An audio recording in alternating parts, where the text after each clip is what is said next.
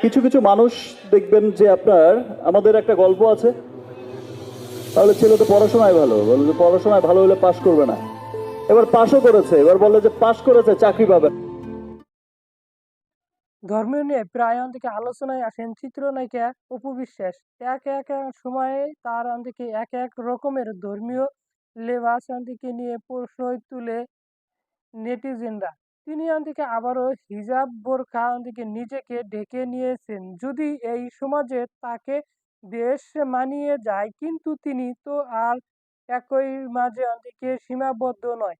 মাঝে মাঝে পূজার মণ্ডপেও দেখা মেলে এই চিত্রনায়িকার, যে কারণে ধর্মীয় স্ট্যাটাস দিয়ে অন্যদিকে মাঝে মাঝেই আলোচনায় উঠে আসেন এই চিত্রনায়িকা। আর তারই ব্যতিক্রম এবারে নয়, ফের হিজাব বোরকার থেকে নিজেকে ঢেকে প্রশ্নের মুখে পড়েছেন অপু বিশ্বাস।